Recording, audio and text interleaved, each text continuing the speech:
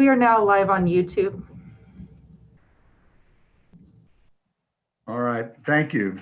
Before I call the meeting to order, I want to announce that due to COVID-19, we have individuals attending remotely. All participants joining by phone should mute their phones when not speaking to avoid background noise.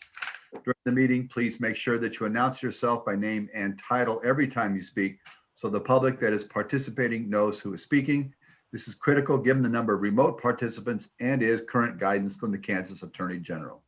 I'll now call the meeting to order. Would the clerk announce the meeting and call the roll, please?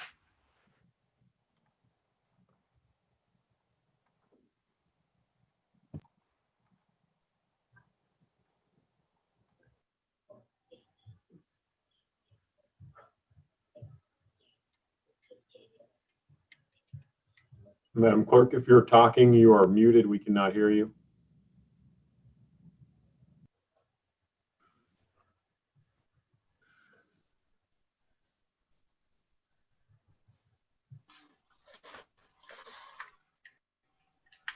Give me just a second. She's having difficulties too. Give me just a second, please.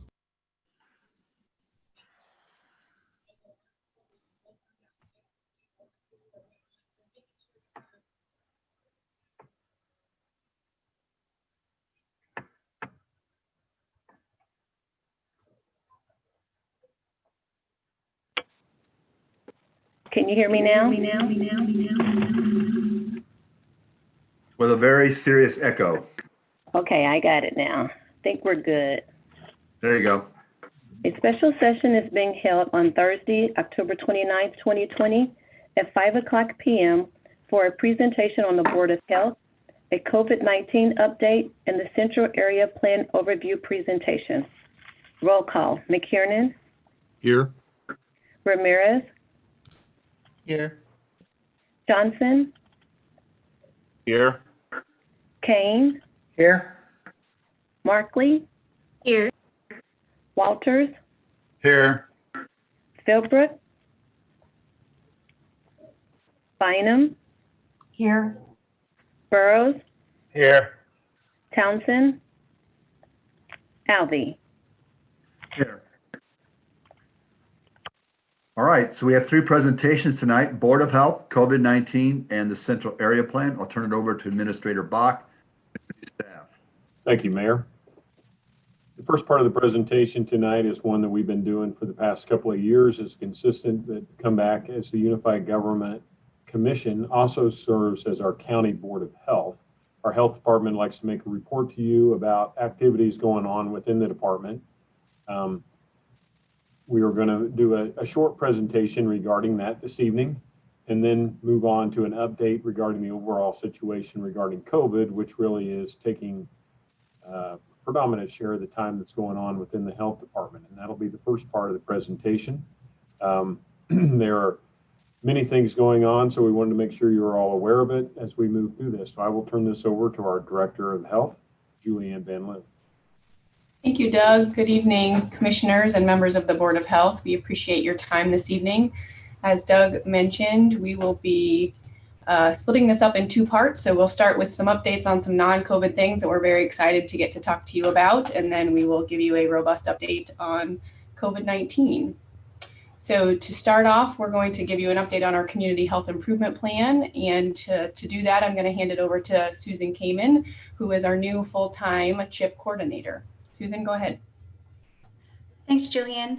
Good evening, Mayor and Commissioners. My name is Susan Kamen, like Julianne said, and I'm the new CHIP coordinator at the Health Department.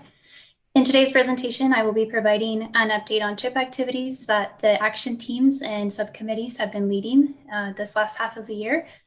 I wanted to begin by providing a refresher on CHIP structure and how my role fits into that broader structure. So at the center of the graphic, we have the Unified Government Departments and specifically the Health Department to provide overarching support to the plan. And my role as CHIP coordinator provides direct technical assistance and support to the action teams and subcommittees involved in CHIP work in our community. And this can translate to providing facilitation, coordination, raising resources by connecting partners, applying for grants, and also a very important piece is evaluation of the plan to ensure that it's implemented as intended. And we're actually conducting that right now. We're doing a CHIP year 2 annual review process. And we'll be coming out with a booklet for CHIP year 3 here at the end of this year, early next year, as well as doing an update to our community health dashboard. Next slide, please. Thank you. And in these next 4 slides, I wanted to highlight each of the priority areas of our health improvement plan and just bring attention to a couple of initiatives that the action teams and subcommittees have led. Starting with jobs and education, which covers several different focus areas, one of them being childcare, improving access, and the affordability of childcare spaces in our community. This is led by the Family Conservancy through their Start Young program. And this year, they've been able to create 84 new childcare spaces. And when you add this number to what was accomplished last year, it's close to 270 new childcare spaces for children 1 to 5 years old in our community, which is a crucial need right now. And then the post-secondary training subcommittee partnered with the Healthcare Access Action Team to developed a healthcare career guide for high school students, highlighting local opportunities and local employers. And this guide will be disseminated through high school counselors to our students. Next slide, please. Then we have violence prevention, which broadly focuses on creating safer, more connected neighborhoods. And one of the key projects of violence prevention is the Stories on Stories project in Clifton Park this year. And you can see pictures of the service day in which they partnered with Habitat for Humanity. And this is really a collaborative effort. MOXA is involved, UG SOAR is involved, and the Parks and Rec department. And the goal is to restore community spaces by bringing local artwork onto vacant buildings and structures. We also then have the Revive program, which is a program for youth survivors of violence. And this is in partnership with KU Med, Thrive, UG Community Corrections, and other community groups. It connects youth survivors of violence to support services while they're at KU Med's ED to prevent any future violence. And thus far, the program has had 17 referrals here in our community. Next slide, please. Then we have Safe and Affordable Housing, in which they just had their 2nd annual housing summit. It brought together over 80 participants. It was held virtually. And the focus here was to discuss strategies to prevent and reduce evictions during the pandemic. Lots of great momentum and lots of good recommendations from that group. Then the group also surveyed the Minor Home Repair Coalition to establish a community baseline for services offered and any population serves to see if there are any gaps in provision and how we can improve those going forward. Next slide. And then lastly, we have the Healthcare Access Action Team, and they partnered with the Community Health Council of Wyandotte to implement a health communications campaign to highlight the importance of establishing a primary care home within the county. And they actually tailored the messages to include the importance of that during COVID-19. The messages were offered in 4 different languages and was incredibly successful. It had a mail component that reached over 80,000 households in our community and had an online component that had over 160 impressions online. And 80% of the views of those impressions came from the Spanish content, which is definitely a population we want to reduce barriers to accessing healthcare in our community. Lastly, the group is also currently conducting an assessment, a care coordination assessment between primary care providers and behavioral health providers in our community. And this is to assess referrals between both entities and assess what platforms are being used and how these handoffs are occurring to make sure that we're connecting patients when they need to be. So that concludes my presentation for this evening on CHIP. I will now hand it over to Nicole Gardner, who is the Planning and Operations Manager at the Health Department, and she will be providing an update on FAB accreditation. Thank you, Susan. Good evening, Commissioners and Mayor.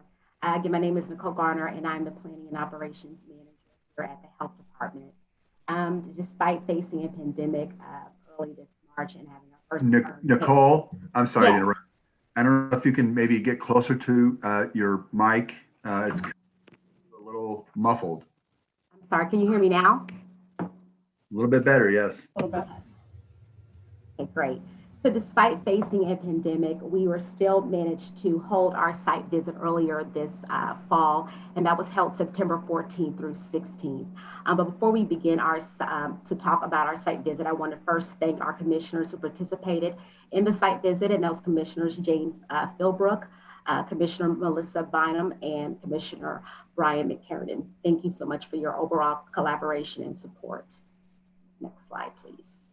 And so here's what the site team deemed as our strengths. First, that the CHIP process was well organized, thorough, and strategically community driven. They also determined that we address the overall social determinants of health in collaboration with community partners and their governing entity. And then lastly, the workforce development plan was impressive. Next slide, please. They also identified areas of opportunity, and we understood these areas of opportunity prior to the overall site visit. But the first one was expanding the overall quality improvement process.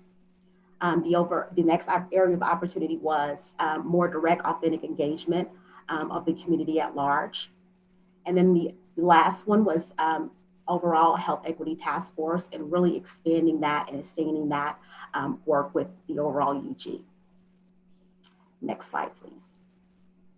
And so here's the overall impressions of the overall process. And so I want to take time to read this. The UG Public Health Department demonstrates clarity of vision.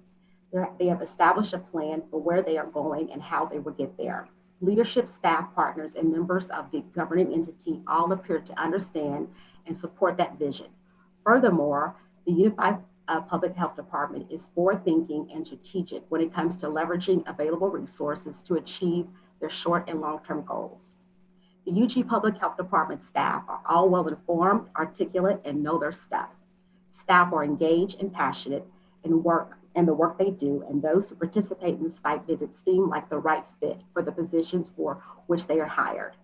Despite the transition in leadership during their accreditation process and amidst the pandemic, the UG staff as a whole appear to function as a cohesive unit, and everyone as a whole, and their voices are heard. Next slide, please.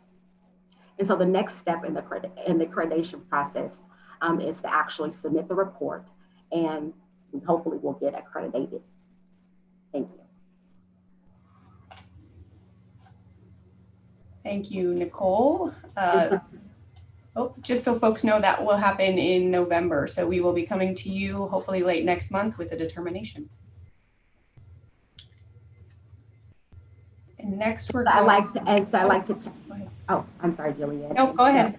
I'd like to actually turn it over to Rebecca Goins, who's going to actually talk about the youth mentality review. Great, thanks, Nicole. Can everybody hear me okay? Yes, we can.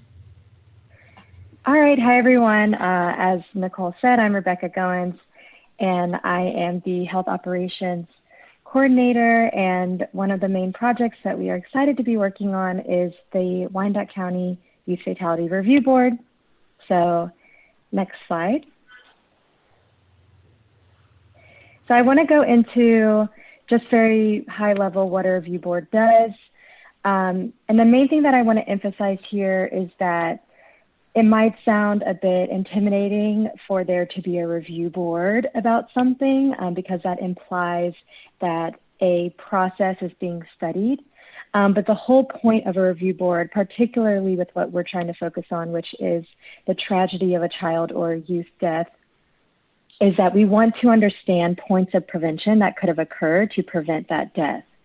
So individual cases are brought to a group, and that multidisciplinary and confidential group discusses what went wrong, to put simply, but also what were the gaps and how agencies could have stepped in or what impeded an agency from being able to step in.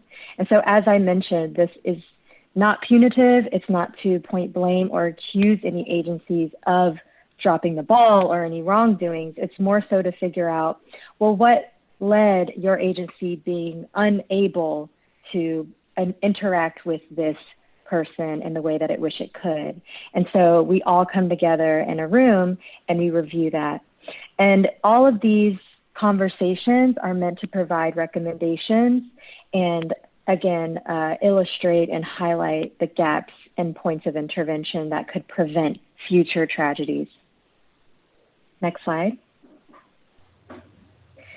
So I wanted us to just take a look at some preliminary data analysis that I've started with the vital statistics of youth and child deaths. And we're going to be focusing on ages 1 to 24. FEMA already focuses on the earlier years, 1 year postpartum. So as you can see here, almost 1/3 of the deaths in our county are due to homicide. And when we look at this and we compare it to the national and the state level, it's bad. It's really bad. On the national level, it's 9% of all deaths in the same exact age range are due to homicide. And so we can see quite clearly that Wyandotte has a serious issue with violence. But then when we also look at suicides and we also look at unintentional injuries, these also are very high percentages.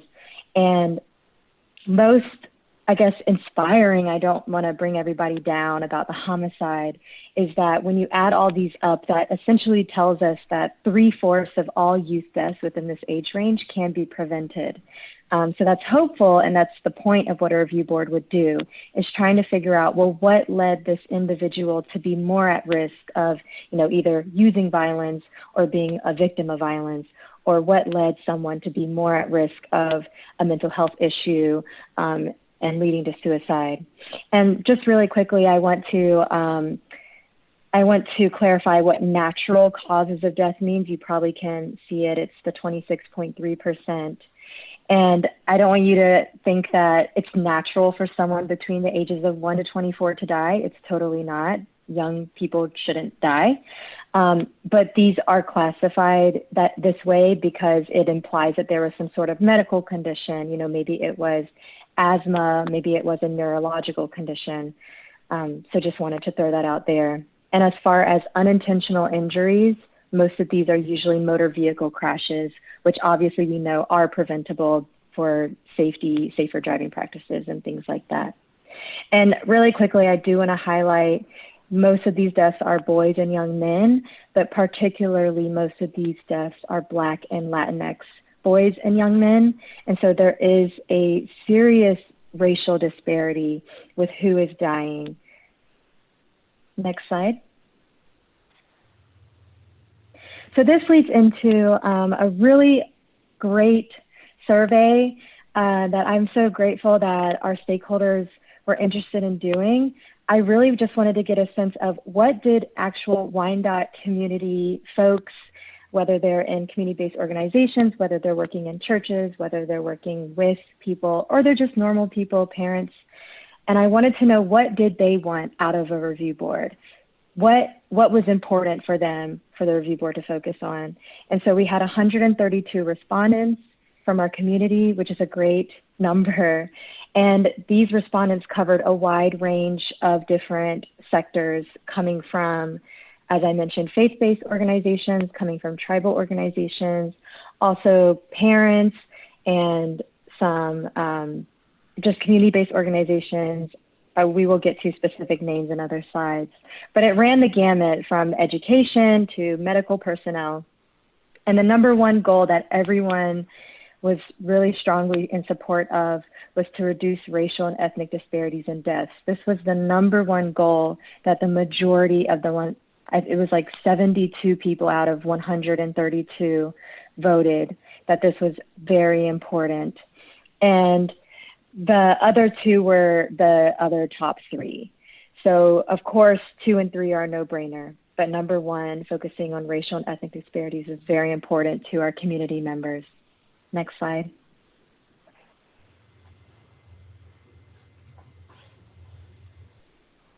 Right, so as I mentioned, to get into more detail about who specifically was interested, we had a lot of people give feedback during the survey saying, I want to be on this board, I want to be on this board. And we had them drop their organization name. And in the strong interest column here, you can see, I mean, this is just like 10% of the people that we heard from, but this is just a few groups who, multiple people from that organization wrote down their organization. And then also we have a meeting coming up next week with some key players, and this is in the already engaged column. So we're meeting with the DA, we're meeting with all three hospitals at the table. We're meeting with even the National Center for Fatality Review, so she's going to be coming in. So we have this meeting next week where we will actually talk about, okay, you are our core members. We literally cannot function without you all, so we need you to be on board before we add in the ad hoc members who also have an interest. And how can we go about this? How can we open up these data sharing and communication lines? Next slide. Right, so as I mentioned, we're convening next week, and we're still figuring out the makeup of the board. And as I mentioned, we have a diverse group of respondents. So we do have a need for advocacy for a change in our state statute. As I mentioned, we're going to be discussing how to open up data sharing lines. But this is actually an obstacle for us because data sharing between agencies for case information is not state protected. So I just want to, let you all know that coming from the UG, this will be on the policy agenda to change the state statute to make it easier for us on the county level to have those data sharing agreements with these agencies. Because as I mentioned, we need that individual case information to find out the risk or protective factors for each individual death that occurs. All right, and I believe that's it. So I will pass it on to Julianne. Thank you. Thank you, Becky. It was nice to get to talk about some non-COVID things just a little bit. There's a lot of folks in the health department who are kind of plugging along, keeping other projects going, and it's great to be able to highlight that.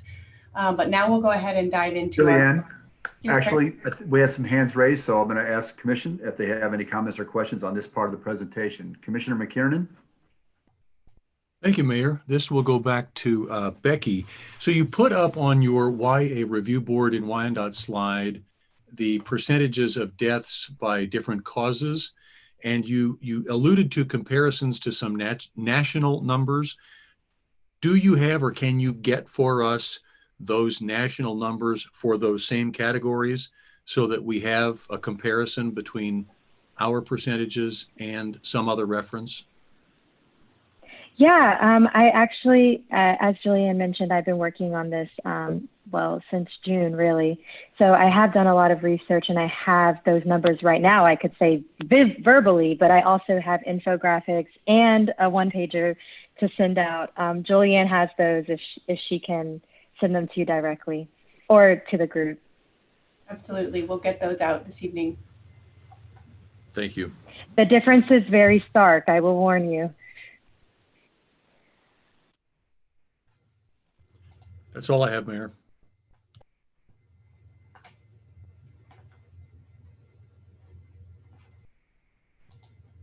Mayor, should I go ahead? No, I'm sorry. I keep hitting the wrong button. Commissioner Ramirez. Thank you, Mr. Mayor. Thank you, Becky, Julianne, the Health Department for putting that together. I think the review board is something very, very important. Especially in my district and a part of my community, there's been a lot of youth deaths, and that's around not just in my district, but around the county. And so I think this is an amazing idea to help us chart a path and figure out what we can do, what is missing. So I thank you for that. And if I am open to help and assist in any way, I would love to help with this. This is something, I work with children. Children are kind of a sweet spot for me. And I want to make sure our kids in Wyandotte are safe and they're happy and that they're having fun. So I would love to help in any way I can. Thank you. That's wonderful, Commissioner. Thank you very much for your interest. Commissioner Bynum? Thank you, Mayor. Becky, with regard to the Fatality Review Board, the Kansas City, Kansas Public Schools has launched their anti-violence initiative, and the unified government has come alongside them. But I don't see them listed on your list of organizations. Yeah, the intent is that they absolutely will be. So we've done some sort of real preliminary conversations, but I didn't want to put them down there as committed because I don't have them kind of locked down yet. But your point is absolutely correct. Education needs to be represented very robustly, and that is our intention. Okay, thank you. Okay, thank you. Julianne, proceed. Yes, sir. Thank you. Okay, we're going to do our first section of COVID, an update on cases and deaths in our county. Bringing you a slide that I know looks familiar, a reminder for our audience that in public health, we use case rates per 100,000 population to compare ourselves to one another. The important parts being here over in these red boxes demonstrating that our case rate per 100,000 is near 5,000 compared to Kansas or Johnson County or KC-Mo, obviously significantly higher. And perhaps even more concerning, our death rate being 3 times as high as the state of Kansas and as Johnson County. So this slide shows it similar data in a different way, but again, here you can see, unfortunately, we continue to lead in case rates as well as death rates well beyond our surrounding jurisdictions. So the point here being that of course we are still experiencing a very disproportionate burden of COVID in our community. However, there are some things that are working, and we're going to talk about that throughout the presentation. But one way that we've broken it down here this evening is we're kind of thinking a little bit about COVID as being in 2 phases to date. So if we look at the first phase of COVID being March through July, that was before the majority of our health orders were in place. Our health orders began to be in place near the end of June, specifically for masks, as well as other ones in July. You can see that we in Wyandotte County comprise 5% of Kansas's total population. And in that time period of March to July, we were attributable for 16% of cases and 25% of deaths. So again, obviously way out ahead of our other counties. However, we did put significant public health measures in place, and we really started to see the result of those in the last several months. So between August and October, if we look at the same data, of course, we have the same percent of Kansas's population, but we now are attributable to 7% of cases in the state and 10% of deaths. So this is due obviously to a number of factors. It's very hard to pinpoint, very specific causes, but we'll talk a little bit more about the mask mandate and other things that we put in place. But the truth is that we have put mechanisms into place in our community that others in Kansas did not, and we have seen those play out in our favor. So we are thoroughly convinced that the things that we are doing are helping us to be in a better spot right now than perhaps some of our rural counties, unfortunately, in Kansas. So we traditionally talk about our 7-day rolling average. And again, as a reminder, that's just because from one day to the next, there is variation in the data. So over the last 7 days, we're averaging about 44 cases a day. This is typical for us over the last several weeks. So we're really hovering anywhere between 35 and 45 or 35 and 50 cases per day. So not nearly as low as we would like to see, of course, but not necessarily spiking, again, as some of our other jurisdictions are. Death average for the last 7 days is also down. We did have a fairly significant spike a couple of weeks ago. That was largely attributed to, unfortunately, one long-term care facility outbreak that we now have a little bit better under control. But of course, those long-term care facilities continue to be a point of interest for us, and we continue to work with them closely. And then we'll circle back to percent positivity later in the presentation, but just as an overall county, we continue to be on a 7-day rolling average of 18% positivity. And I just want to make sure folks understand, because I've heard some rumors of misconceptions of what this number means. This does not mean that 18% of folks in our community have COVID. This means that of everyone who is tested on any given day, 18% of those folks had their test results come back positive. So again, as a reminder, that includes folks who are getting tested because they have symptoms or are a close contact, as well as those who are getting tested now who are asymptomatic and do not have a close contact. And then lastly, in this initial part of the update, wanted to touch briefly on deaths by age. So there is also somewhat of a conception around the country that this is really only something that you need to be concerned about if you're an older person or if you have pre-existing health conditions. And while yes, those populations are absolutely at higher risk, we do want folks to know that if you look at all deaths in Wyandotte County attributable to COVID, 16% of those are under the age of 60. So we do have a fair number of folks in their 30s, 40s, and 50s who have passed away. Additionally, you can see down here, if you remove deaths linked to long-term care, which of course are very important deaths, we do not mean to minimize them, but if you take that out of the equation and look purely at cases that we believe are attributed to community spread, then 30% of those deaths are under the age of 60. So we make this point again, just to drive home to our community that this is something serious for all ages and all health conditions. I'm going to go ahead now and throw this over to Dr. Corvo, who's going to give us an update on testing. Thank you, Julianne. Good evening. This is Erin Corvo. I'm the Deputy Health Officer for the Wyandotte County Health Department.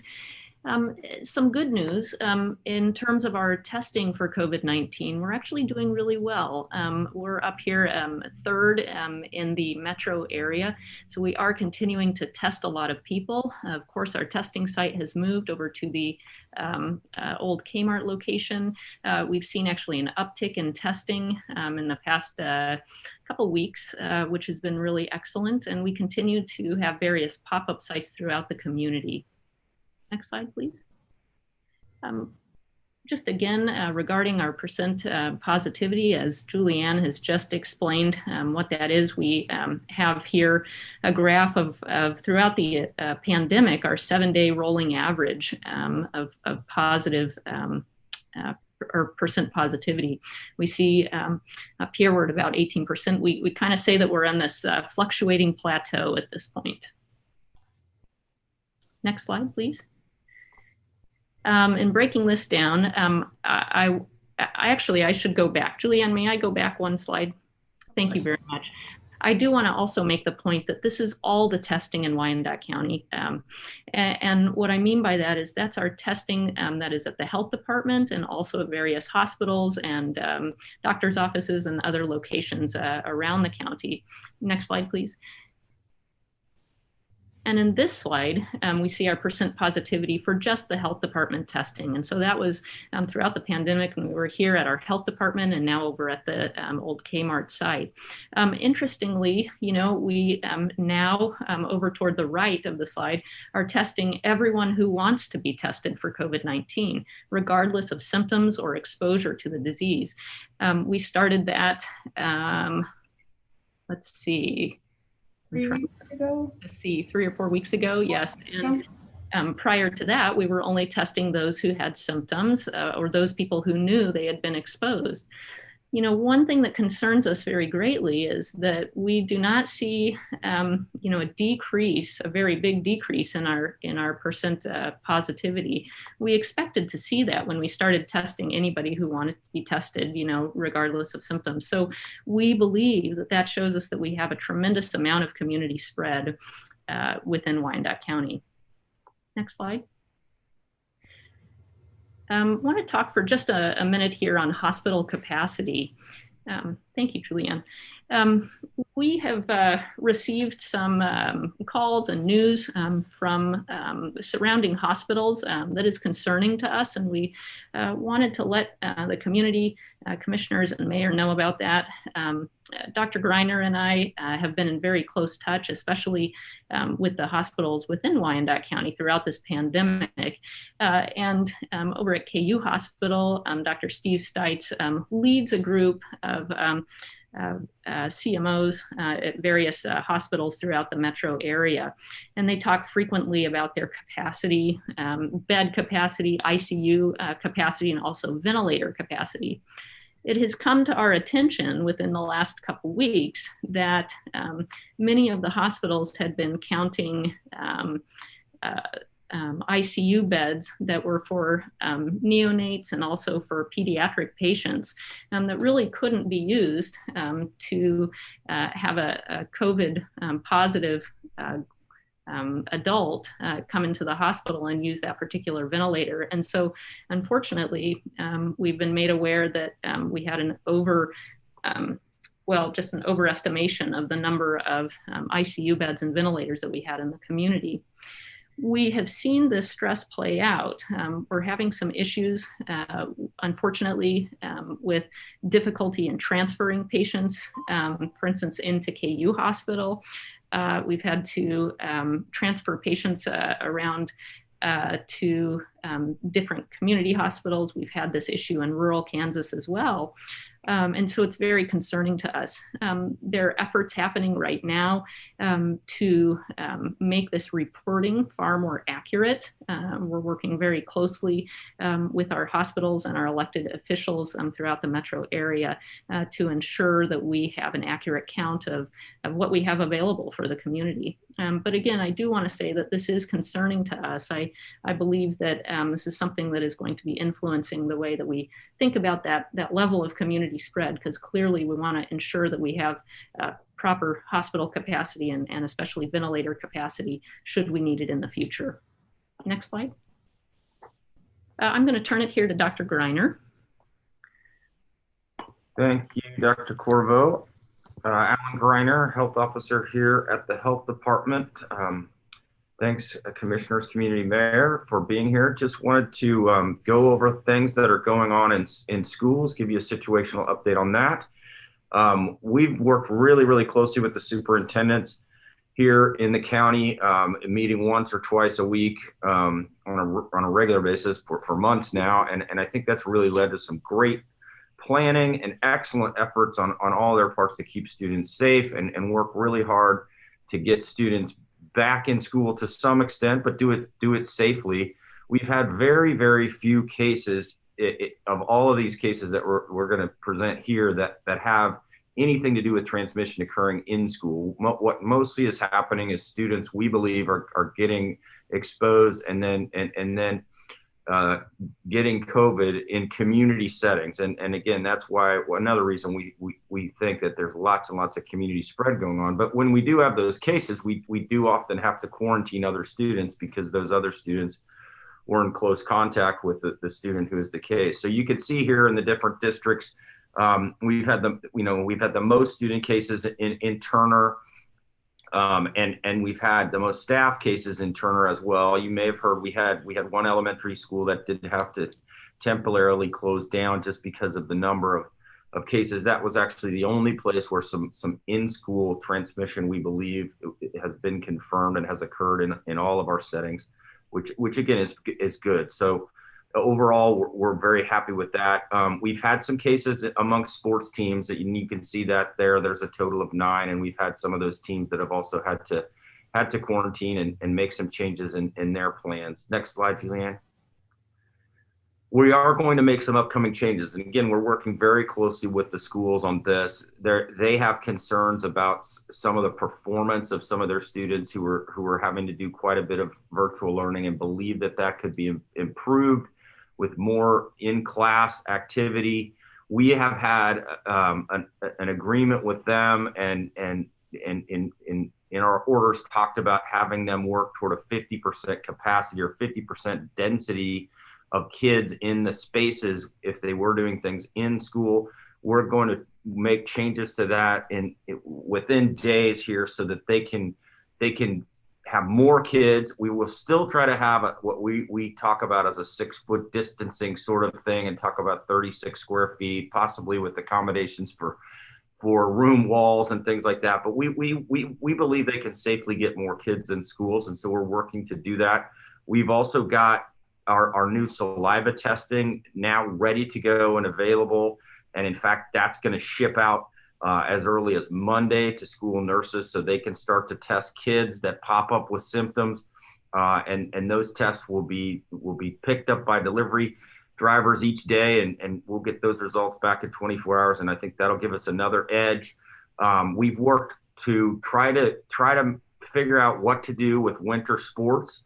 And we will be doing something very similar to Johnson County. You may have seen the news that the Johnson County Health Department came out with a statement that they're strongly recommending against winter sports and other high-risk extracurricular school activities It is a recommendation. It will not be an order. And we'll be talking with the school superintendents about this in more detail tomorrow.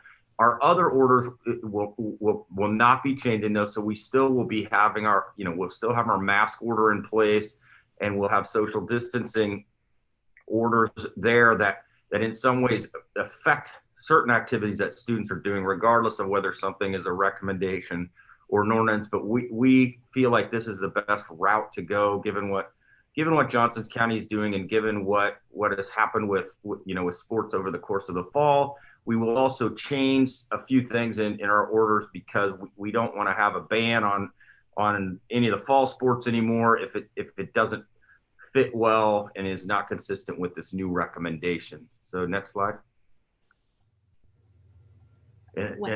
Yeah, so now it goes to Wes McCain to talk about CARES Fund. Hello all, my name is Wesley McCain. I'm temporarily serving as the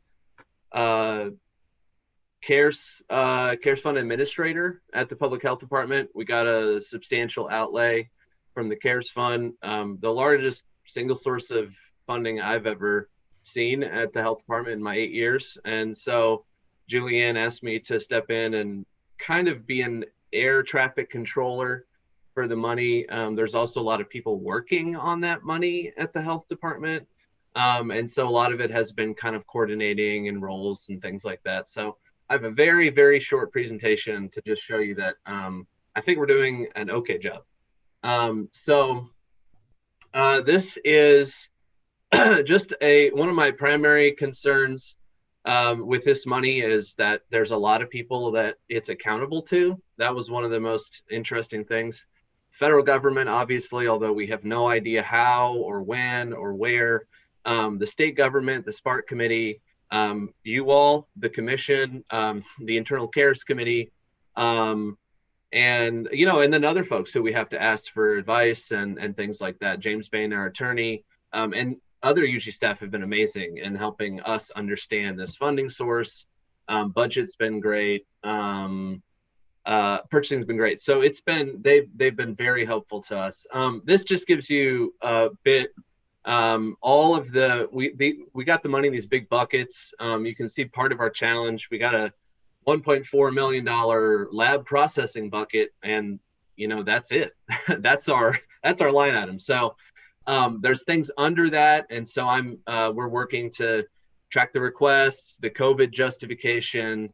Everything that is being approved is getting approved by Julianne, unless otherwise indicated. And the one innovation we've done to make sure this money is spent well and also before the deadline is we've put in place CARES Fund Manager role, which is we have in a lot of parts of our budget, we have these big buckets of responsibility and money. Test site relocation for our COVID testing, vaccine distribution, helping to get prepped for that. The public communications, and then there's lots of other ones. So where those are, where that's possible, we have designated a staff person internally to be a CARES Fund manager. We've flattened the spending hierarchy, like the authorization hierarchy. There's already a lot of cooks in the kitchen, honestly, with this money. Sometimes I have to talk to several people to see if expense is allowable or not. So the CARES Fund manager, we ask them to prepare a budget. They do so in advance if they can, and then they submit it to me and then to Julianne to take a look at. And then she approves it all at once. And so instead of her having to, for instance, our test site, Brian, who is our CARES Fund manager on that and is doing a wonderful job, there's 30 or 40 things he has to buy for that. And so Julianne, I didn't want Julianne or anybody to be getting 30 or 40 emails to authorize. And so he put it together, Julianne looked at it, approved it, and it's working great. He's spending, once those approvals are in place, then Brian, he doesn't have to talk to anyone. He doesn't, unless there's an extraordinary or new thing that he needs to do his job there, he doesn't have to talk to us. It's been approved. He gets the credit card and he can spend what he needs. And that's what we have had to do to get this money spent before our deadline. So it's going well. And then there's just a couple slides in here about what the money, some pictures to kind of show you what the money's being spent on. COVID test site, the old Kmart, is a great space. It's been transformed, and you can see some of the costs there. Wasn't cheap, right? Utilities, we had to redo the whole internal space, put infrastructure in place to make sure people could use the internet, make phone calls and all that kind of stuff. So that's a portion. If you could go to the next slide here. Actually, our biggest single expense, COVID-related expense, I wasn't surprised, but I thought it was interesting, is public communication. We have spent a lot of money trying to educate everybody in Wyandotte County about COVID in all of the languages that are spoken and written in a lot of mediums. So Dave Reno and Janelle have been spearheading that. There are CARES Fund managers for that and have been doing a great job. And then the last one, our second biggest one, is contracted staff. We've added 30, perhaps, maybe even more contracted staff. You can see here our testing staff on the left, and then one of our disease investigators, Victor, who helps us out with some of the marketing, is there on the right. And so we've added these staff, all these staff, and we'll continue to utilize them in 2021 as well. So that's it for me. I just wanted to give you a really quick flavor of what we're doing. Last thing is, a month and a half ago, if I had to give this presentation, there were so many unknowns that I would have been pretty nervous, but I can tell you that with 2 months out, I feel very good about it. I feel like we're going to hit our deadline, where money is being spent well. Yeah, I feel very comfortable about it. So thank you. Thank you, Wes. Wes has truly stepped into an entirely new line of work and is managing $10 million quite wonderfully. So appreciate you. We're going to pivot to our last section here. We've got another handful of slides just to talk a little bit more about what's working and what we need to improve and continue to improve on in our community. So I'm going to swing it here to our Chief Epidemiologist, Elizabeth Grounway. Hello, everyone, and thanks for your time. I'm going to be talking a bit about some of the interventions and responses that we've had here at the Health Department to help mitigate and control the spread of COVID in Wyandotte County. So first, I wanted to talk a bit about what things seem to be working well. So as I'm sure you all know, we have a mask mandate in Wyandotte County, so all residents are required to wear a mask anytime that they'll be out in public or around other residents. And we really think that this has been an important control measure in Wyandotte County. So there's data showing that COVID spreads half as quickly in counties that have a mask mandate as counties that don't. Particularly rural counties in Kansas are seeing a huge surge in cases recently because they don't have a mask mandate.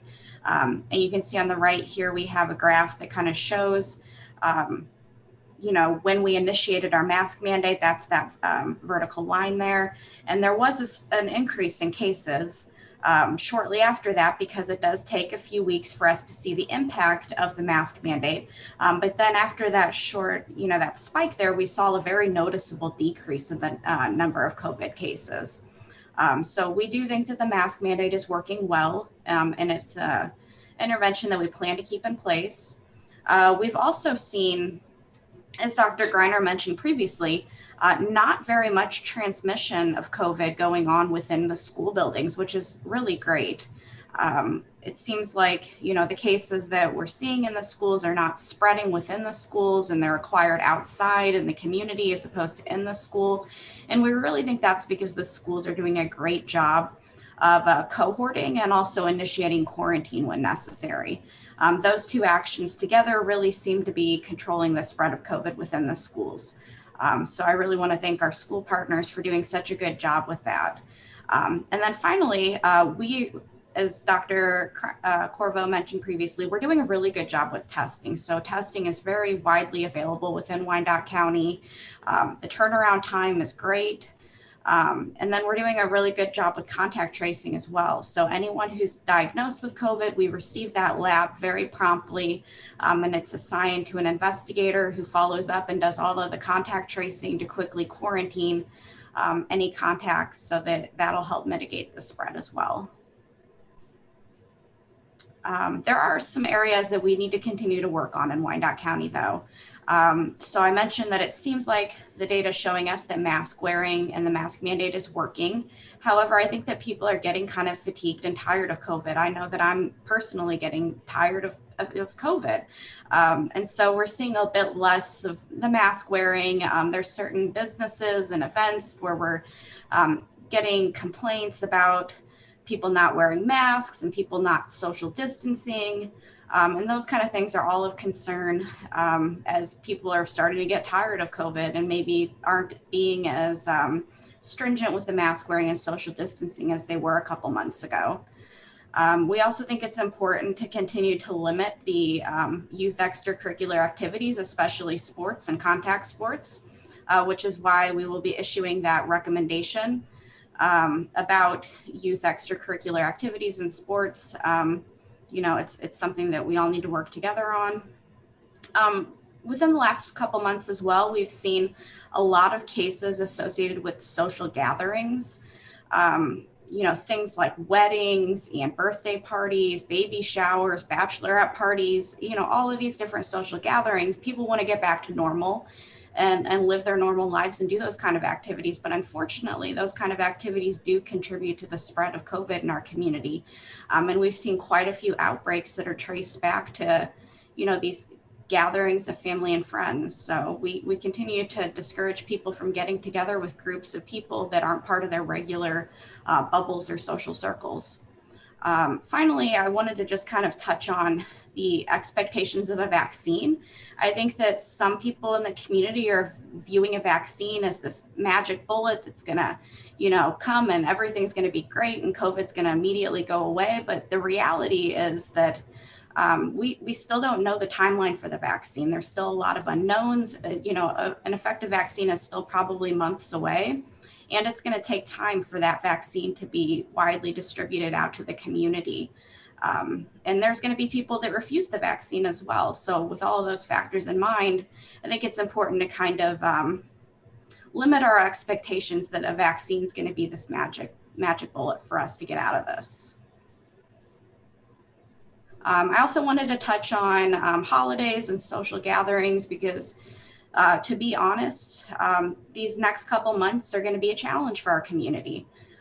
So there's a lot of things that we do during the holiday seasons that increase the likelihood of transmission of COVID. So it's cold outside right now. And so people are spending more time indoors, you know, and then people might want to gather for social activities indoors, things like restaurants and bars, things like that. People also travel a lot for the holidays and maybe go out of state, out of town to visit family and friends. They get with other groups of people that they don't normally see on a day-to-day basis. All of those factors together could be bad news for COVID spread. So we really want to try to encourage people to limit all of those activities as much as they can. You know, limit the number of people that you get together for the holidays, and especially the number of households. I know that a lot of people get together for, you know, Thanksgiving, Christmas, other holidays, and they might have multiple generations all together. And this year that might not be a good idea. You don't want to accidentally infect grandma with COVID or something like that. So unfortunately, we really discourage that kind of stuff this year. Finally, I'm going to turn it over to Dr. Greiner. He has a couple other items that he would like to touch on for the end of our presentation. Thank you, Elizabeth. Again, Alan Greiner, health officer here at the health department. So we just wanted to mention as well that this topic of herd immunity that folks may have heard about in the press and other places. We feel like the scientific evidence is very clear that we are incredibly far away from a situation where we would have enough immunity out in the community that spread would dissipate. There's really no evidence of any modern pandemic or epidemic that has controlled itself through this kind of situation where people got the disease. The one way that things have been controlled is through vaccination, which, you know, does create an immune response, and we hope there will be safe and effective vaccines soon. But as Elizabeth said just a second ago, that's probably a ways off. And I'm sure many of you have talked to folks that who have a lot of hesitancy about the safety and effectiveness of vaccines. So even when the safe and effective ones are here, it's going to be a big effort to do that work. We think that's the thing, as well as the changed behavior that Elizabeth talked about in depth, that is going to get us where we need to go. There was a really nice article published in the Lancet that the URL's at the bottom of the screen here. If you're interested in looking at that really lays out the science around this issue, and also does something that other groups have done, which sort of makes a declaration to sort of say, look, the science is in favor of working toward behavior change and working on finding new therapies and finding a safe and effective vaccine. So we wanted to just put that out there because we feel like it's important in our work to address this head on. Next slide, which I think is our last one. So takeaways. We are not going to have any additional new orders. We will have some new arrangements with the school districts that we talked about before. We have a new recommendation coming out about winter sports. We know COVID fatigue has set in locally, nationally. We are all tired. We all want this to get better. We know some of the methodologies that can get us there though now. And we have to keep pressing forward with encouraging folks to engage in what makes sense. We've seen other countries get this under control with these behavior change things, and hopefully that and an eventual safe, effective vaccine gets us there.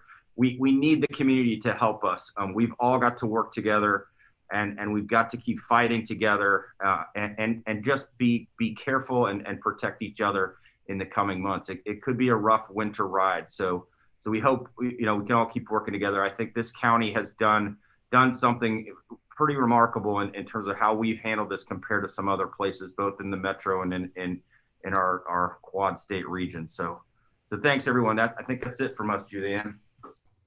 It is.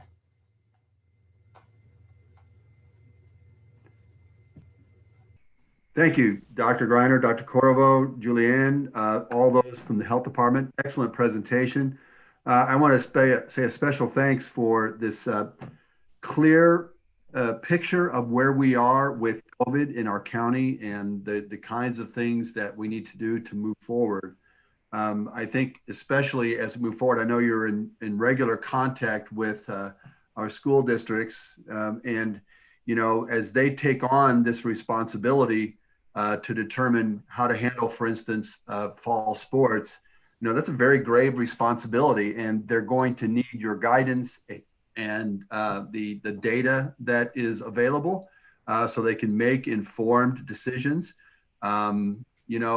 Because of COVID fatigue, and it's so hard to tell our kids what they're not able to do. I keep telling everybody, my mom decided to come out of the nursing home for my daughter's wedding, since she missed her other granddaughter's wedding, and she went back and had to quarantine for 2 weeks, which means she could not get out of her room, which means she could not walk, and she was willing to make that sacrifice. And then as soon as her quarantine was over for coming out for a day, there was a spread in the facility, and the entire facility then was quarantined. So now she'll be 4 weeks basically in her room, not able to come out. So the sacrifices that people are making we're not used to this. It's just not something we've seen. Unless you've joined the military and been on maneuvers and been out there, you just don't have to put up with this kind of stuff. And so we need encouragement, but bottom line is we need to continue to have clear assessments of where we are. The data, the international scientific community needs to help inform us, the experience of helping elsewhere. I think it's interesting that some of the places in Europe that closed down for a while and then reopened, now they're closing back down again.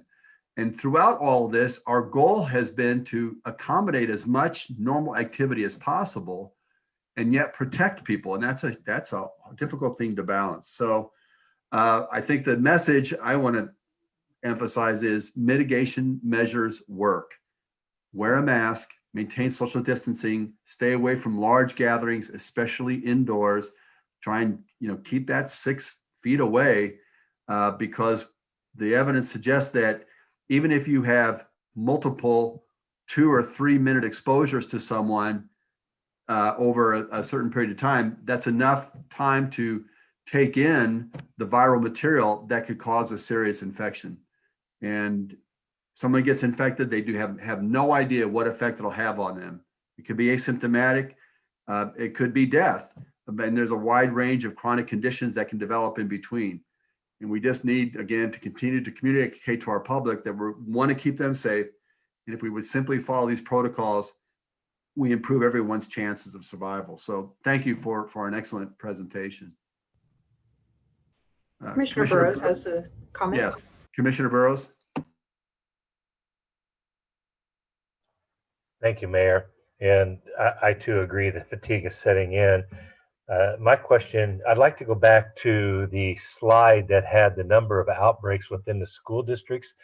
If that could be put back up, if at all possible, please. And I too want to thank staff. I can only imagine the amount of fatigue that has set in under these most trying of times and the challenges you're all dealing with. Please know that many of us are thinking about you and respect the work and the information and the support you've given to many of us in the community. So please know that you're not on this island by yourself. There's many of us watching and hoping for the very best with the guidance you're providing. I would like to state that I truly believe the school superintendents in our community have stepped up to the challenge of trying to provide the safest environment they possibly can, not only for their students and the staff and teachers, but also for the community as a whole. The question is, to what extent are we asking them to stand in the way of additional requests by angry parents or parents that are very concerned about the very mental health of their children? And so I would hope that they would collectively come together with their concerns and meet Dr. Greiner with yourself and others to discuss a multitude of concerns. And to my colleagues on the commission, ultimately, we have a tremendous responsibility for setting the direction of how we're going to deal with an outbreak that none of us have witnessed in modern times that I'm aware of. And I would just state that we too need to be bold in how we move forward to protect the citizens of our community, and most importantly, to communicate and support one another that are getting bombarded with these questions and these requests. Mayor, you said it, the fatigue is setting in. We have continued to see a rise. The governor today ordered the flags half-mast yesterday for those that have been impacted and died by the coronavirus. That's not lost on many of us that have lost family and friends due to this pandemic. I would just state that this communication is extremely important, that we look at what our other countries are doing, but more importantly, what other states are doing at this particular time. I have a colleague in Illinois who stated that they just yesterday shut down the bars and have really just closed down their economy because of the outbreak again. And that raises much concern because of the economic impact it has on us locally. But at the same time, I might call that bold leadership. That's a decision that has to be tough to make. But to my colleagues, we need to be mindful that this information is extremely important. We need to have concise, accurate information provided by our public health officials. And for that, I am grateful. And I would hope that if we should move forward, that whatever communication we have, that we involve our superintendents to give them the tools necessary to address the concerns they are getting bombarded with. And to our business owners that may be online, and to our constituents that may be online, please know that we're taking this issue very seriously. Your public health is extremely important to each and every one of us. And we'll make the decisions, whether they're popular or not, but we have been charged with making those decisions for the betterment of our community. So with that, I would just ask that once again, that we continue to keep this line of communication is transparent communication, open, and that it be as accurate and as concise as possible. And again, thank you everyone who has joined in tonight to be part of this conversation.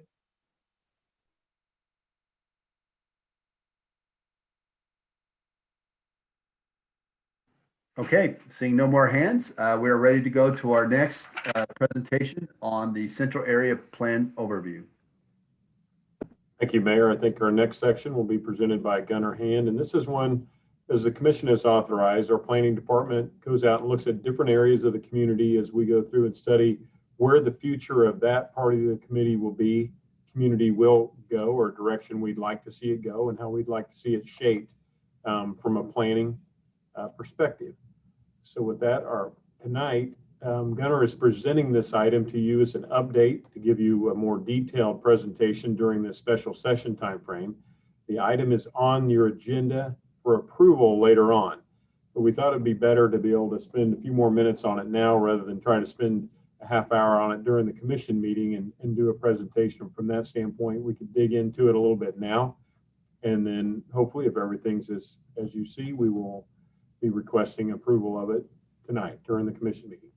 Mr. Hand, would you like to take it from here? Yes, thank you, Mr. Bach. Mr. Mayor, again, this is Gunnar Hand, Director of Planning and Urban Design.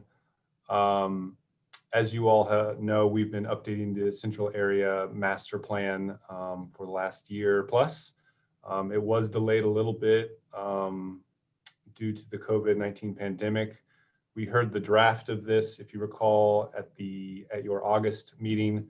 We decided to take an extra month based on the amount of comments we got back, both from the Planning Commission, the Board of Commissioners, as well as some public comments, really just to shape it up and get it right. And so tonight, if he hasn't been switched over already, we have Jamie Granger with Interface Studio, the consultant for this project, who will give an update on that presentation. If you recall, in the August meeting, we sort of went broadly over the 4 major goals: community, housing, Central Avenue, and mobility. We're going to dive a little bit deeper into the implementation actions that we're focusing on, kind of like the baker's dozen of all of those different strategies we think would be the most impactful and immediate right now.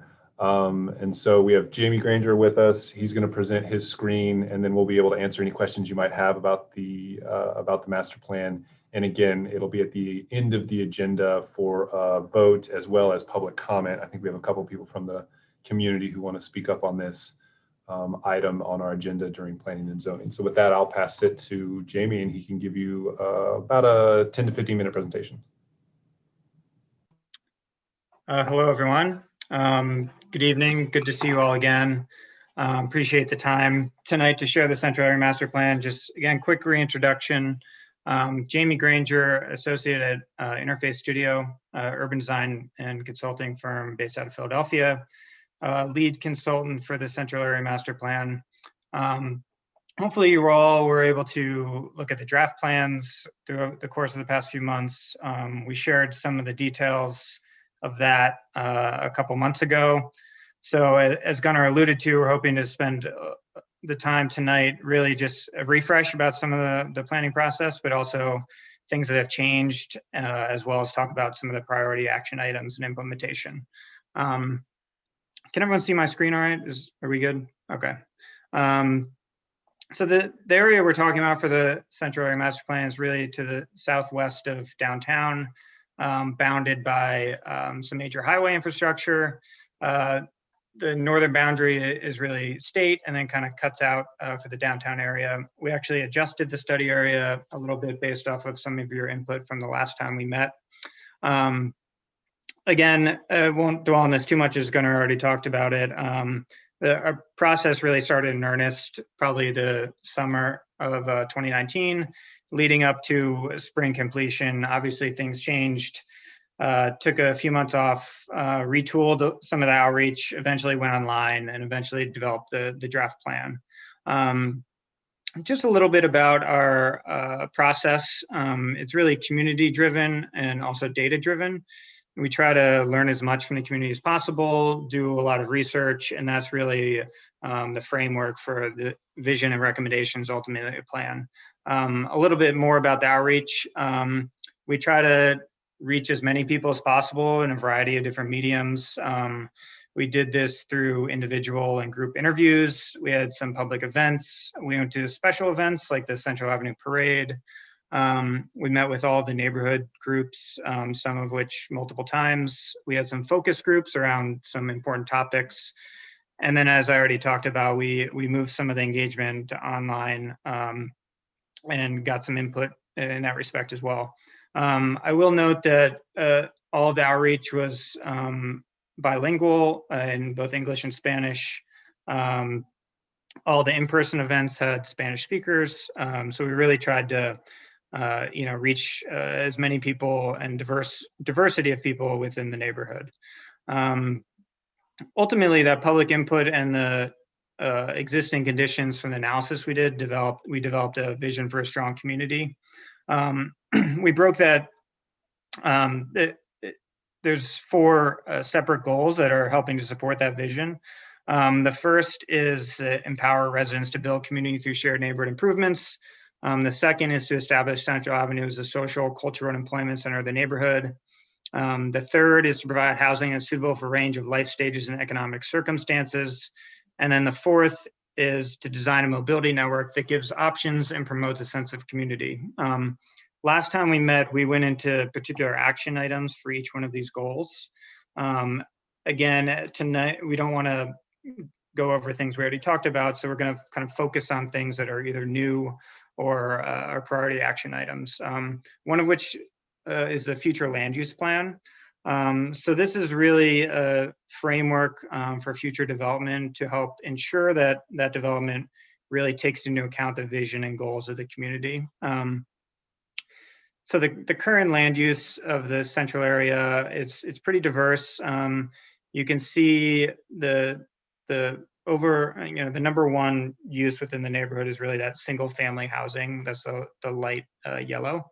There you can see some particular commercial corridors come out with a variety of different uses, places like Central or 7th. But you also see a lot of vacancy, which are those light gray color parcels. And then when looking at the future land use, you can see it's much more simplified. The residential character of the community is still maintained. Commercial activity is really focused on a few key corridors. You'll also notice that there's no vacancy. Obviously, this is aspirational, but it's really trying to rethink of how to repurpose some of those vacant lots in more productive ways, either through new housing or community open space. I do want to call out a few key development sites that came up in the process. The first being 7th and Central, the large vacant property there. The future land use calls it out as a mixed use development, really to reinforce a lot of the activity that's happening on Central on that end. The second being the Bethany Park and former Bethany Hospital site, and how that's really integral to the community and can help support the community through open space, commercial activity, and new residential development. And then the final key development site is the Alcott Arts Center and surrounding community on 18th Street. It came up in a lot of the public outreach, really concerned about some proposed developments there that are really different than the existing context. So this future land use really proposes maintaining the existing residential character of that area. Next, we're going to get into priority action items. So these are really pulled from the master plan as particular action items that are either most important, things that really already have the ground in motion and things that we can really get implemented soon and as the process and plan is adopted, but also things that are really important that should be implemented as soon as possible due to COVID or other issues. So we outlined them in pulled from the master plan various different action items and grouped them into a few different categories. You'll notice that the text and the color bar are referenced to those action items within the plan. But the first group is the immediate COVID-19 response actions. This slide is really a reference to things the UG is already working on. Some legislation to help support businesses through additional outdoor space, open streets, closed to vehicular traffic, things that really can help support businesses and the residential community. We also see a big opportunity with La Placita, which is the market that happens in Bethany Park, to really build up the market as a safe space for residents to engage and really help support some of the businesses within the central area and on Central Avenue in particular. The third is to create a housing advocate for the central area. When we asked specifically on the online survey how COVID is affecting people's housing situation, almost 50% of residents said it's impacting in some way, and almost 30% said they had difficulty paying utilities. So having an advocate that can really coordinate and be a liaison between residents and existing programs is going to be really important. The second priority action group is to build capacity with central area organizations. Throughout the process, we met with all of the neighborhood organizations, some higher capacity than others. But these neighborhood organizations do really great work. A lot of the improvements to the community can really be attributed to them. But there are capacity issues. People put in a lot of their free time dedicated to these neighborhood groups. So how can we build up capacity and bring more people into the fold? Some of the action items are identify specific neighbors or have smaller scale neighborhood events, and really bring as many people into the process as possible.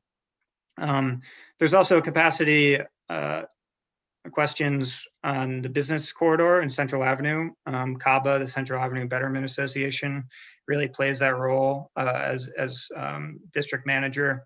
But there's capacity issues with their organization as well. They do a lot of great work really supporting businesses, having events, but how can we get more resources for them to take it to another level? And then a lot of cities have had pretty good success with particular organizations devoted to physical spaces in the form of friends of groups or working within the UG's already adopted spot program to really get specific attention to parks throughout the neighborhood. The next priority action group is to make strategic improvements to the public realm. The first step in this is really in Clifton Park. There's already some existing plans and improvements to Clifton Park, so it's really about implementing. And it's building off of, referencing back to what we heard earlier tonight in the CHIP presentation about the Stories for Stories mural project, which already has taken place within Clifton Park. So having a multitude of different things happening in a concentrated space can really double their impact.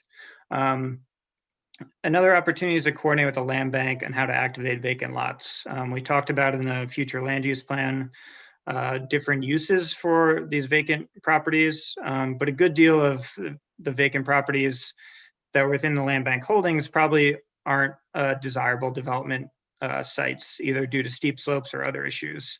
So the question becomes, what is the long-term use for these properties? So it's really about starting a conversation between the neighborhood groups and the land bank about those long-term uses. Throughout the process, we heard one of the major issues and things residents want to address is really a clean and maintained space, addressing vacant land and vacant properties. So having a priority action of targeted code enforcement with assistance from resident groups. Part of our early analysis was a block by block condition survey on an A through F scale, really breaking it down into blocks that were either trending up or trending down.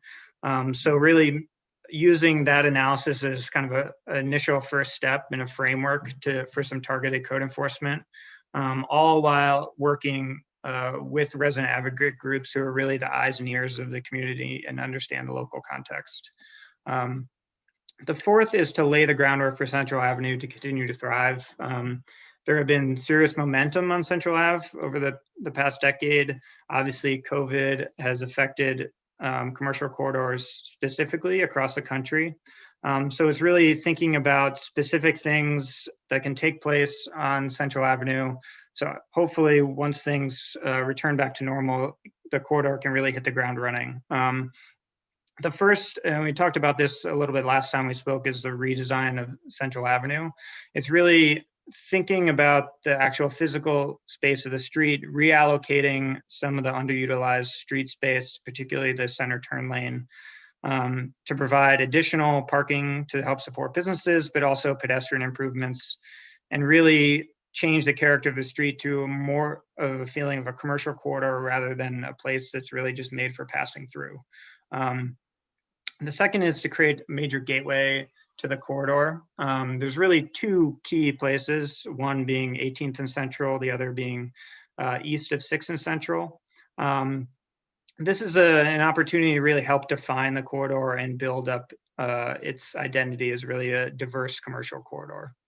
It can be really graphic and really draw people's attention when they first arrive to Kansas and Central Avenue.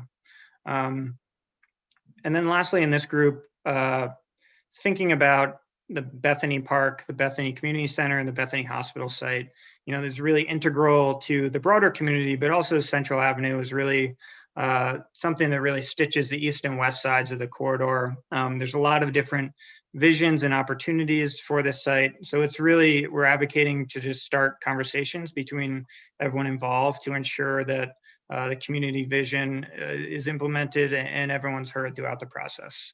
The fifth priority action group is to work to keep housing affordable. The first opportunity is to really maintain the affordability that's already existing within the central area. This is, you know, the already existing housing stock. How can we provide resources to maintain it, so the housing, so they don't become vacant and uninhabited, eventually require money to be torn down, and ultimately will probably be developed at something at a higher price point.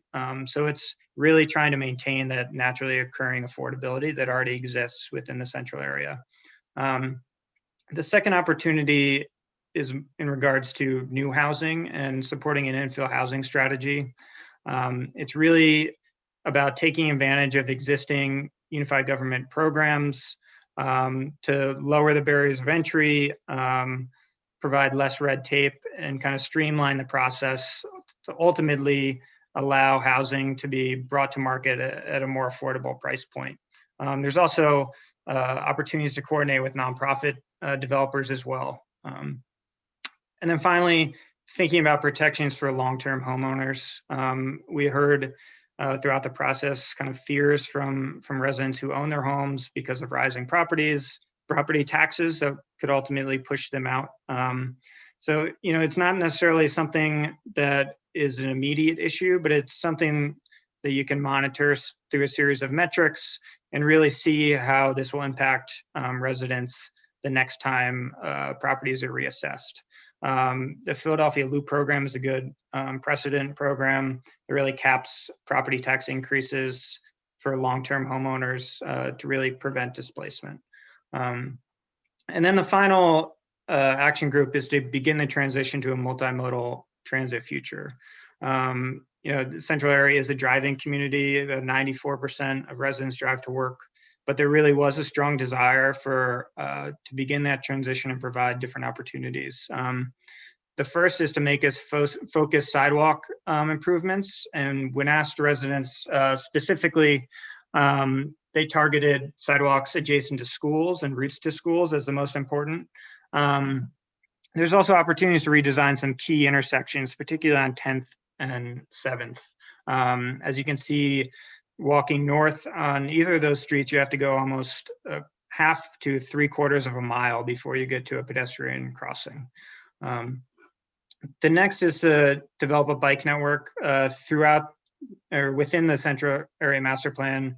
We developed a pretty robust bike network that's really aspirational to work towards. But the question is really, where do you start? And it's really building off the existing network on 10th and Central.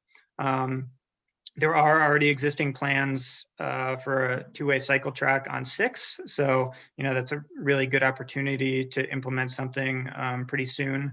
But there's also opportunities to extend Central as well as add bike infrastructure on Minnesota, which has excessively wide street, and bike facilities wouldn't change the overall nature of that street. And then finally, thinking about how to coordinate some of these mobility improvements in concentrated areas to really double their impact. So one opportunity is to implement bike share stations in key locations. This is an already existing unified government program, so it's really about implementing within the central area. Improving the transit experience through improved bus shelters, things like that. But can you really combine some of these efforts into other amenities, also bike infrastructure and park improvements in this particular space on Lally Park, where it's really the crossroads of the existing bike infrastructure and bus transfer point as well, to really create this multimodal transit hub. So, hopefully, as I mentioned at the beginning, you were able to look at the draft between the last time we spoke and this time. Hopefully you have a pretty good understanding of the draft master plan. And thank you for your time this evening, and I'd be happy to answer any questions. Thanks.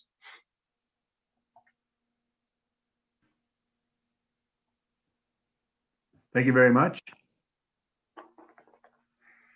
I am not seeing any hands raised. Oh, Commissioner McKiernan. I'd want to say thank you to everybody that participated in this project. First of all, Jamie, thanks to you and your colleagues. You all, in your many trips to our area, spent some time and really invested. You tried to get to know us. You tried to get to know our community. You tried to get to know our residents and what they wanted and needed. And so we appreciate your efforts. And speaking of that, we have to thank our community partners for this. I see that some of them are here with us on Zoom tonight, but the community really did engage in this and put some thought into what they thought would be the best possible future for this particular area of our town. I think we've established a great collective vision, but as in all visions like this, the proof will be in the pudding. The proof will be how well can we actually implement this. Some of the things that you've suggested are going to take resources, monetary resources from the unified government, especially as it relates to infrastructure. So we're going to have to find out how we can marshal those resources to help accomplish this vision. The other thing that you suggested is that maybe some of the resources and maybe some of the things that are needed to realize this vision are not necessarily monetary resources, but policy and procedure resources. How can we, and I know Gunnar and his crew have already during COVID started to do a great job of this, about reimagining how we operate, and maybe some small changes like what they've done in terms of being able to go out onto the public sidewalk, the adjacent green space with restaurants. Maybe we need to consider continue to consider how we can implement those. They're relatively no cost, and yet they could have a giant impact on how the neighborhood functions. Sometimes we're going to run into a crossroads, and we're going to have to develop the ability to be really nimble. Sometimes we're going to need to have the backbone to stay the course and keep to our vision when the market doesn't necessarily agree with our vision. But at other times, I think we need to be ready to pivot. If we see an opportunity come up that will have a tremendous broad community impact, we need to be ready to at least think about it, if not embrace it, even if it doesn't fit in exactly with the vision we've laid out in this master plan. I look forward to trying to work on this, to realize this vision, to improve the central area for everybody who lives there, including me. And so thanks again for your work. Really appreciate what you've done. Thank you. Commissioner Burrows. Thank you, Mayor. Jamie, if I may ask, we talked about Central Avenue. There's 4 major corridors that feed in outside of our eastern side coming from Missouri. We talked about a business on 18th Street. Are we looking at 18th, 10th, and 7th as a major feed off of and into Central Avenue in those discussions, Jamie? Yeah, I mean, those are really the key corridors, both from a transit perspective and they have various levels of commercial activity on them to really tie into the Central Avenue commercial district. We spent a lot of time talking about Central Avenue, and that's not saying that it's the only commercial corridor, but really, I think residents really made it pretty loud and clear it's probably the most important. And just when you think of the larger central area, it's really the one corridor that kind of connects all those different disparate neighborhoods. So that's why, the focus was mostly on that. But it's not to say that some of those other commercial corridors aren't equally as important. Yeah, and thank you for that, Jamie. The reason why I was asking is because those arteries also lead into Kansas Avenue, as well as Grandview Boulevard, as well as Minnesota and State Avenue, which are major corridors also. So no, I appreciate your work. Thank you. This has been very informative, and I sincerely appreciate your efforts, your work, and those of the community that have participated in bringing forth this information. Great, thanks. Commissioner Johnson. Thank you, Mayor. And again, I echo my appreciation for the work that you've done, Jamie, on this as we are trying to create vision for our community, one area at a time. And so this kind of buttresses up on the work that we've already done in the Northeast and is now moving to the South there. One of the things, and I completely agree with what Commissioner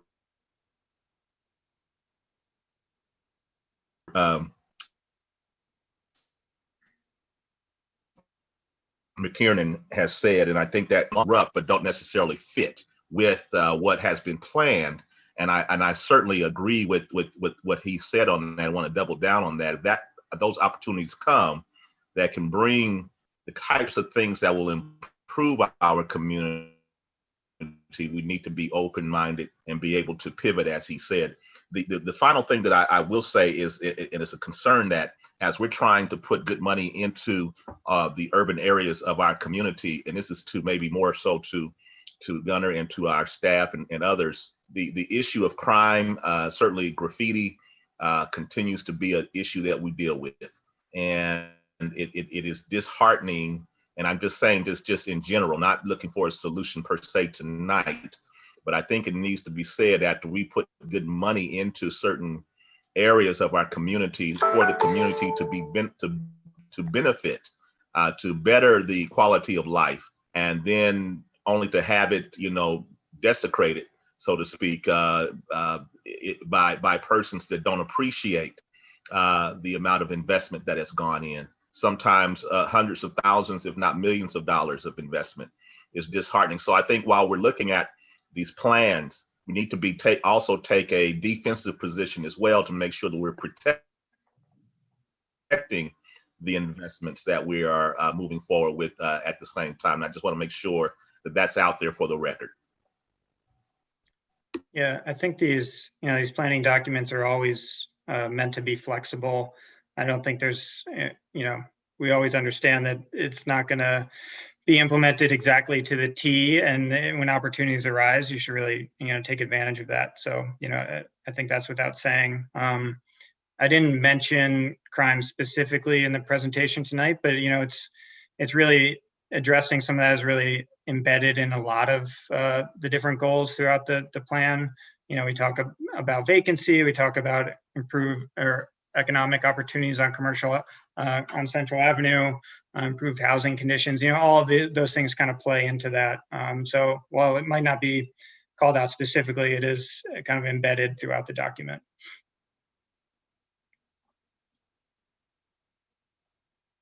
Thank you.